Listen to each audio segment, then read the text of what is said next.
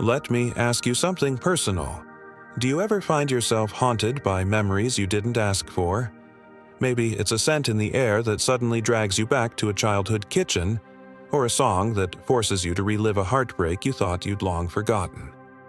It's not just remembering, it's reliving. The emotion comes back, uninvited, as raw as the first time, and sometimes you wonder if remembering too much is more of a curse than a gift. We tend to glorify memory. We say it's the keeper of our identity, the thread that ties us to who we are. But what if that same thread also strangles us?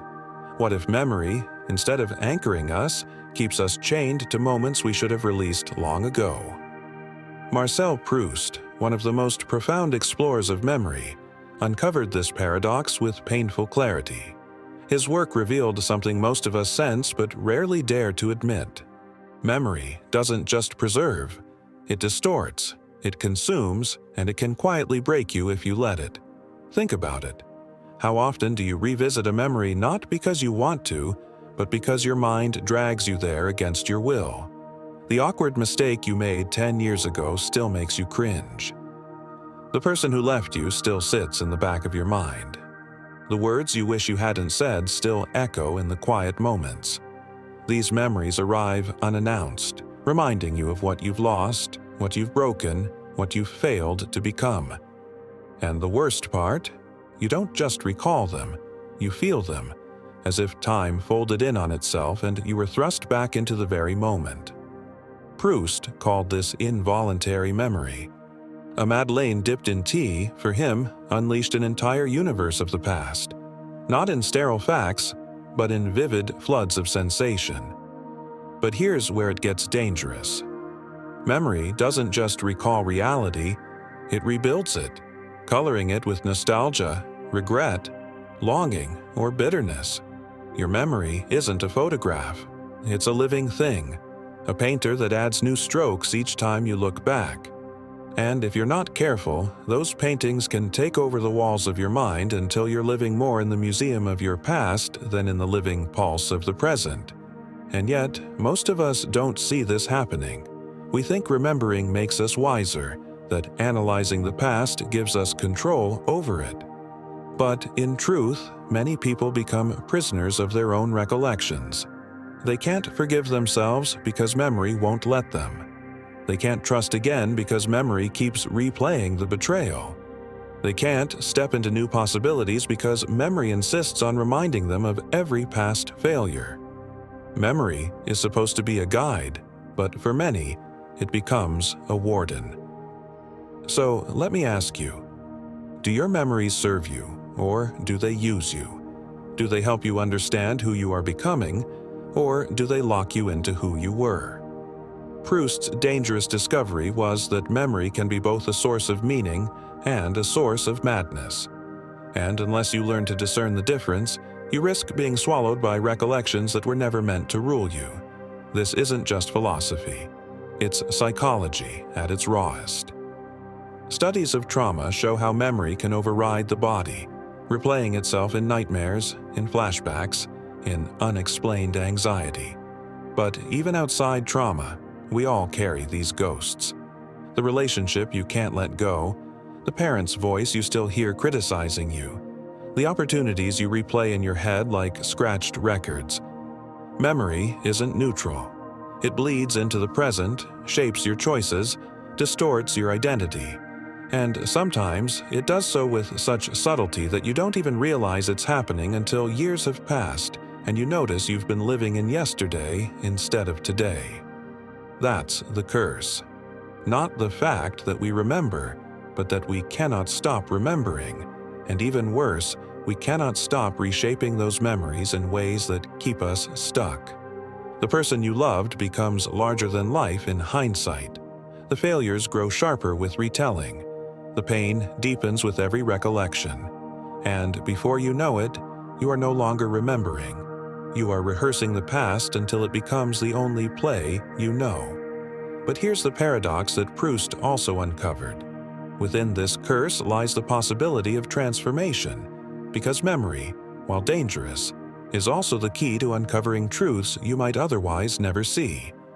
The same memory that haunts you can, if approached differently, reveal something essential about your soul, something buried beneath the noise of everyday life. It's not about escaping memory, but about learning how to live with it without letting it devour you. This is what we're going to explore together: how memory works, why it breaks us, and most importantly, how we can step into a new relationship with it, one where it stops being a curse and starts becoming a compass. This video isn't for everyone.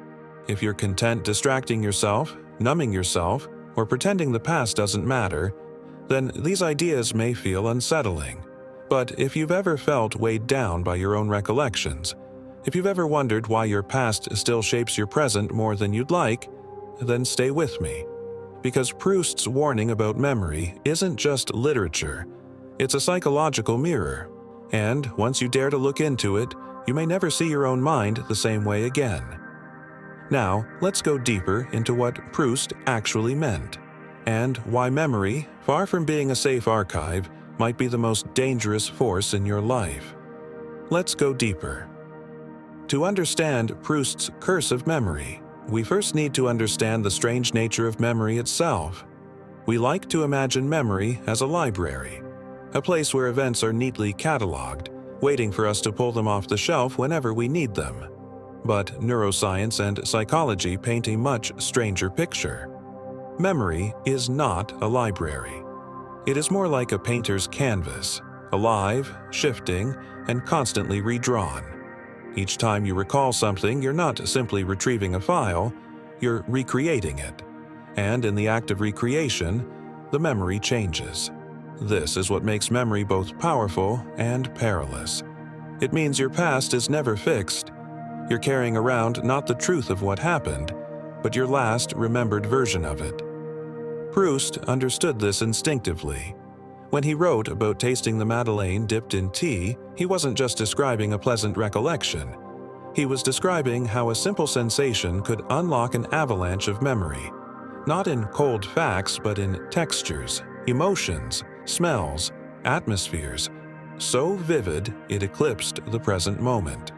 For Proust, memory wasn't passive. It was invasive, insistent, and sometimes overwhelming. And that's the key.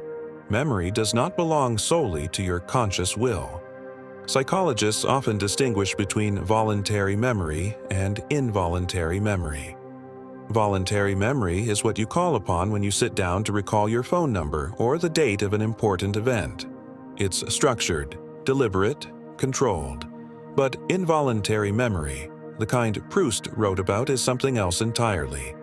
It bursts into your awareness uninvited. It hijacks you. A certain perfume, the hum of an old refrigerator, the way light hits a window pane.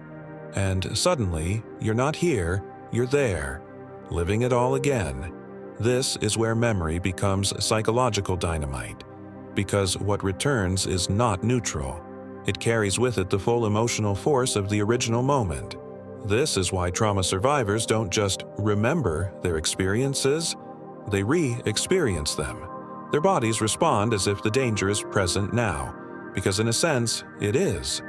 The brain doesn't distinguish cleanly between then and now when memory is involuntary. It collapses the distance. But it's not only trauma that works this way. All of us, in subtle forms, are pulled into the gravity of our past. The kindness of a grandparent, the humiliation in a classroom, the thrill of first love. These things resurface not just as stories but as living currents of emotion. They inform how you walk into new relationships, how you approach risk, how you trust or distrust yourself. They shape your identity not because they happened once, but because they are happening again and again through the act of remembering. Proust saw memory as both a trap and a revelation. On one hand, memory can imprison you, pulling you back into grief, regret, or nostalgia, so powerful that the present feels pale by comparison. Think of how many people get stuck longing for the good old days, or replaying a heartbreak to the point they can't move forward. On the other hand, memory also contains fragments of truth we can't access in any other way. It holds the essence of our lived experience, the subtle moments that define us far more than facts ever could. Memory, then, is both a curse and a hidden treasure. Modern psychology echoes this duality. Cognitive science tells us that memory is reconstructive. It doesn't store reality like a video recording. Instead, it pieces things together from bits and fragments. This explains why eyewitness testimony is so unreliable, and why siblings can remember the same event so differently. Each memory is filtered through perception, emotion, and subsequent retellings. The past you carry inside you is never identical to the past that actually occurred, and yet it is real enough to shape how you feel, think, and act right now. This creates a strange paradox.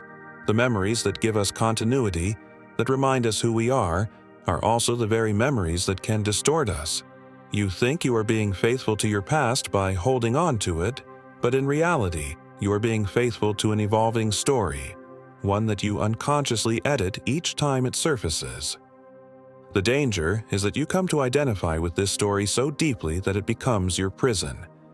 You begin to live inside it rather than using it as a map to navigate life. This is why Proust's insight was so radical. He suggested that memory, far from being just a mental archive, is a living force with its own will and agenda. You don't always get to choose when it visits, what form it takes, or how it makes you feel. Memory can ambush you in your happiest moment, tainting it with echoes of loss. It can pull you back into grief when you least expect it. It can inflate certain chapters of your life until they overshadow everything else, making you feel like the best, or the worst, has already happened. But here's the deeper layer. Memory is not only about the past, it is about the present self's relationship to the past. What you remember is inseparable from who you are now. A child's memory of being left alone might feel terrifying. The adult who recalls it might reinterpret it as independence or abandonment, depending on where they stand in life. The memory itself has not changed, but its meaning has. And this is where the danger lies. If you never examine this relationship, memory dictates your identity without your consent. So, when we talk about the curse of memory, we're not just talking about recall. We're talking about the ongoing power of the past to infiltrate the present, to color your choices, to shape your self-concept. Left unchecked, it can become the invisible puppeteer pulling your strings. But acknowledged, examined, and worked with consciously, memory can become something else, a portal into understanding yourself more fully. And that's what brings us to the darker consequences of leaving memory unexamined. Because if you don't confront this paradox, if you don't learn how to live with the force of memory rather than under it, the cost is immense. Let's explore what happens when memory takes over, when remembering too much doesn't enlighten you but quietly erodes your life. When memory is left unchecked, it begins to colonize your present life in ways that are both subtle and devastating. Most people don't even notice it happening at first. They think they're just reflecting, or being cautious, or carrying wisdom from the past. But in truth, they're living in a loop, one that keeps replaying itself until years slip by and they wonder why nothing has changed. This is the dark side of memory, the curse Proust hinted at.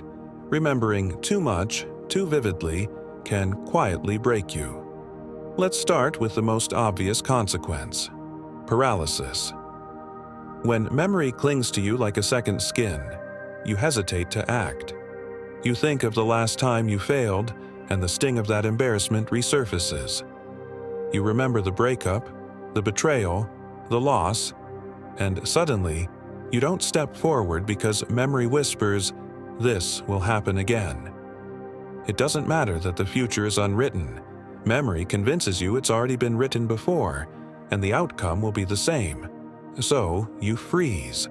Opportunities slip by. Relationships die before they even begin. And you sit there, wondering why you can't seem to move forward, never realizing that your memories are holding you back more than reality ever could.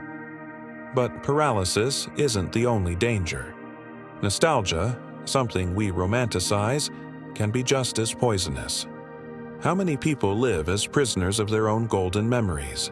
They say things like, "Those were the best years of my life," or "It was never the same after that." What they're really saying is that they've allowed the past to outshine the present.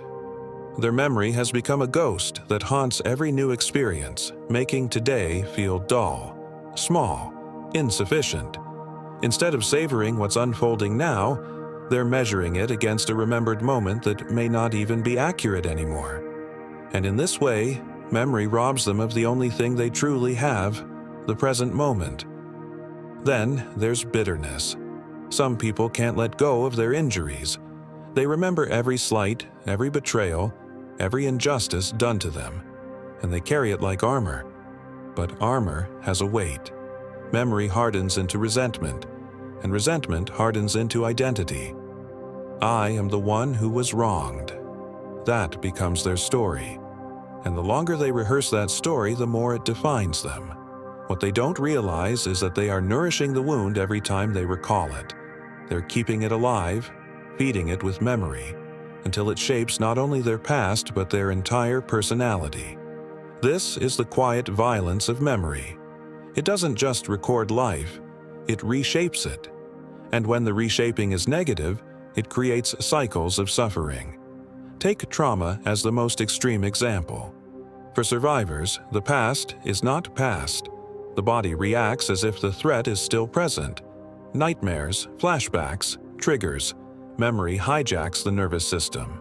But even outside of trauma, ordinary memory can function in similar ways. Someone cheats on you, and years later, you still can't fully trust a new partner, not because they've done anything wrong, but because memory has conditioned you to expect betrayal.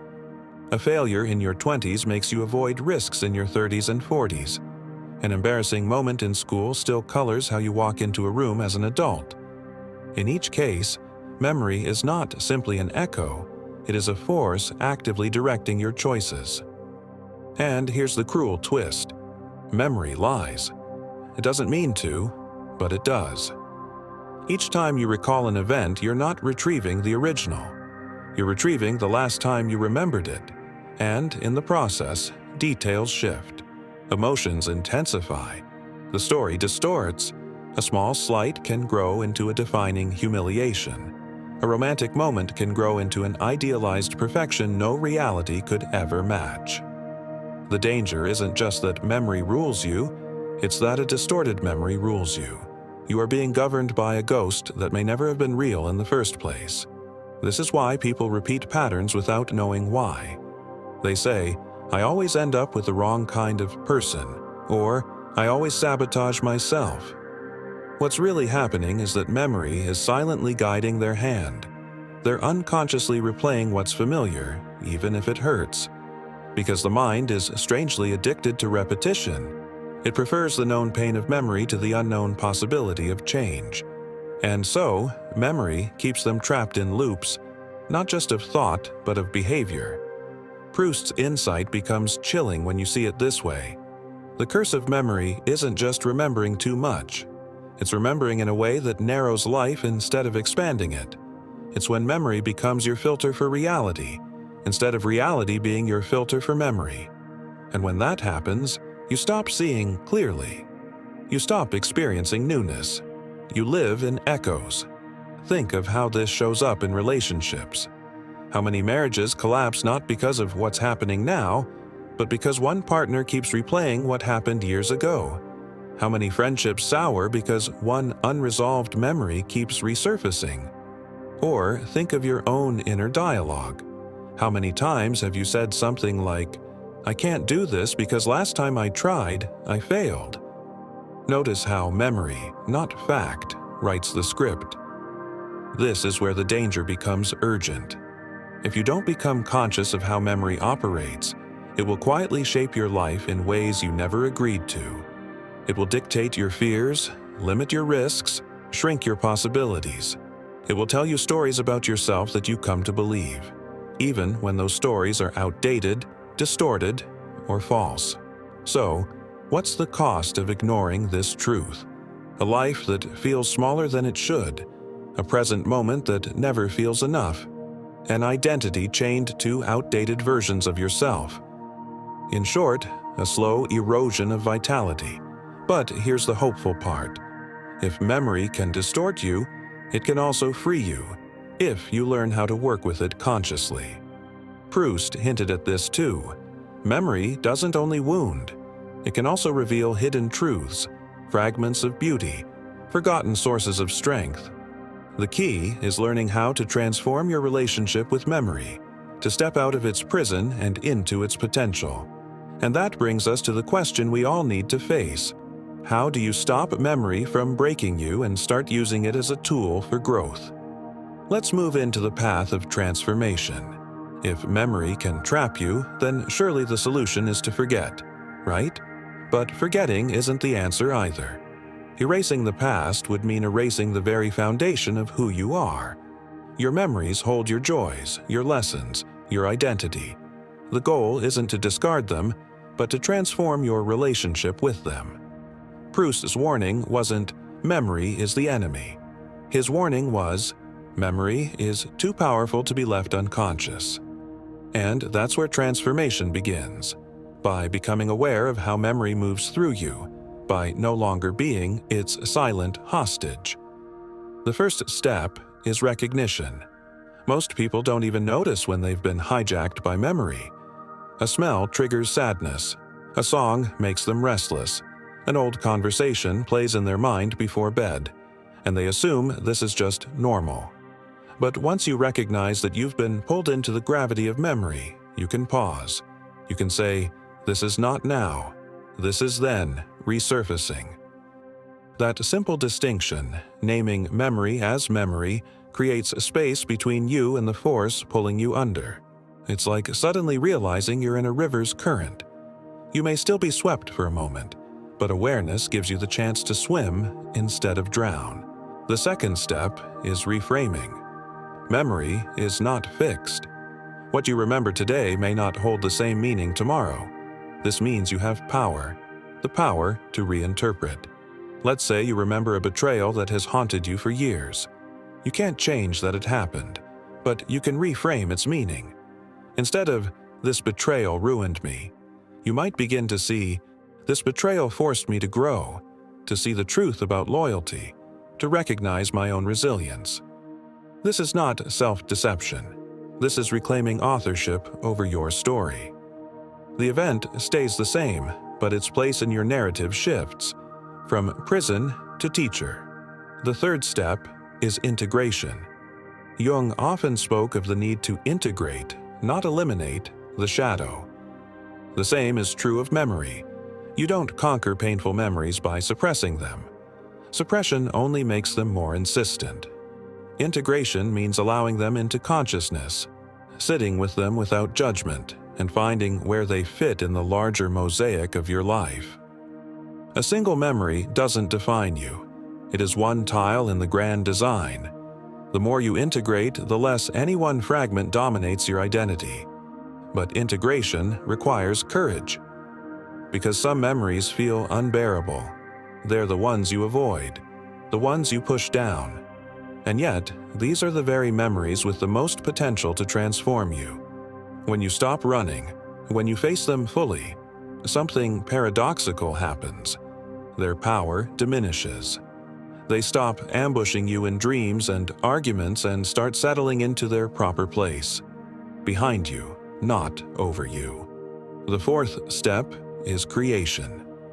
Memory should not only be about what has been, it should also be in dialogue with what is being created now. Too many people live in the echo chamber of their past, never realizing they can generate new memories to balance the old. This means consciously choosing experiences that nourish you, friendships that heal old wounds, challenges that rewrite your sense of what's possible, moments of beauty that remind you the world is larger than your pain. Every time you create something new, you weaken the tyranny of the old. You prove to yourself that life is not just repetition, but renewal. The fifth step is presence. This may sound obvious, but it is perhaps the most radical. Memory pulls you backward. Anxiety pulls you forward. Presence anchors you here. Practices like mindfulness, meditation, or even simple acts of deep attention, listening fully to music, tasting your food slowly, noticing the way light falls on a wall, are antidotes to the endless pull of memory. They don't erase the past, but they remind you that you are more than the sum of your recollections. They give you ground. And when memory comes, as it always will, you meet it from a place of stability, not drowning. But here's the truth you must accept. This transformation isn't easy.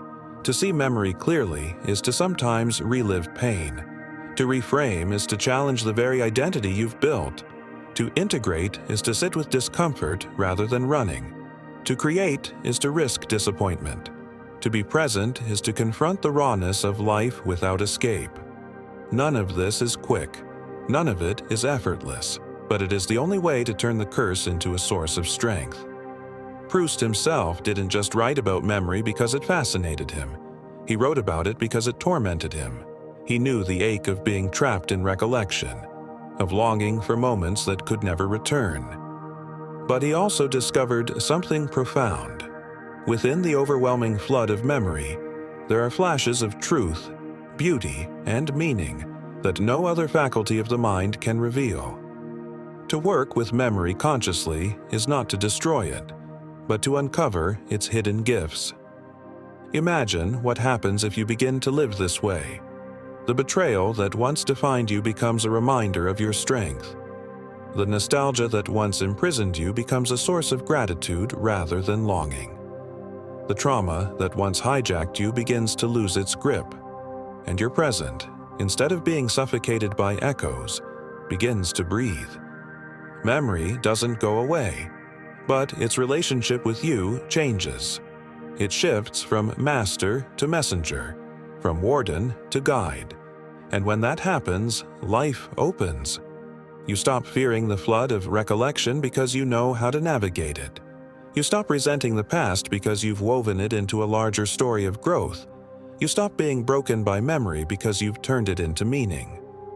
And that brings us to the final step of this journey, drawing together the insights of Proust, psychology, and your own experience into a single, enduring lesson about what it means to live with memory rather than under it. Let's bring it all together. So here we are. We've walked through the haunting power of memory, the way it traps, distorts, and imprisons, and also the way it can be transformed into something luminous, something that strengthens rather than breaks you. If there is one truth you carry with you after this conversation, let it be this: memory is not neutral. It is active. It is shaping you every single day, whether you realize it or not. And the choice you face is stark but liberating. Either you live unconsciously under its curse, or you step into awareness and begin the difficult, beautiful work of reclaiming it. Think back to where we began. That restless ache in you, that sense that you've been held back by something invisible. It isn't just bad luck or lack of willpower. It is the weight of memory. The remembered failures that stop you from risking again. The remembered betrayals that make you distrust love. The remembered joys that make today seem pale in comparison. This is what Proust saw so clearly. Remembering too much, too vividly, can fracture the soul. But what he also saw, and what psychology now affirms, is that memory is not destiny. It can be reshaped, reframed, integrated. You can learn to tell different stories about your past, stories that liberate rather than confine. You can anchor yourself in the present so deeply that memory becomes a visitor rather than a captor. You can even use memory as a source of creativity, a doorway into truth and meaning that only you, with your unique experiences, can bring into the world. This is not easy. No one can do it for you. It requires patience, awareness, and the willingness to revisit what you've avoided. But the reward is extraordinary. You stop living in echoes. You stop being a prisoner of what was. You begin to experience life not as a loop, but as an unfolding. You gain the ability to hold memory in your hands without being consumed by it. And in that moment, you are no longer broken by the past. You are remade by it. So let me leave you with a question. What memory do you carry that still shapes the way you live today? Not the surface answer, but the one you've tried to outrun. What would happen if you stopped letting it define you and started letting it teach you? Leave your answer in the comments. Because when you share your memory, you're not just naming it. You're beginning the process of freeing yourself from it. And you may find that your story is the one another person desperately needed to hear. If this video stirred something in you, if it opened a door you didn't know was there, then I encourage you to stay with this journey. Subscribe, because we are going deeper into the psychology of memory, identity, and transformation. And if you're ready right now to take the next step, watch the video I've linked on the shadow side of nostalgia. It will show you how longing for the past can quietly sabotage your present, and what to do about it. Proust once wrote that the only paradise is paradise lost. But what if paradise isn't behind you at all? What if it's here, waiting in the present moment, if only you can learn to see past the distortions of memory? That is the work. That is the invitation. And now, it's your move. Will you let memory keep breaking you, or will you begin the harder, truer task of transforming it into wisdom? The answer, as always, lives within you.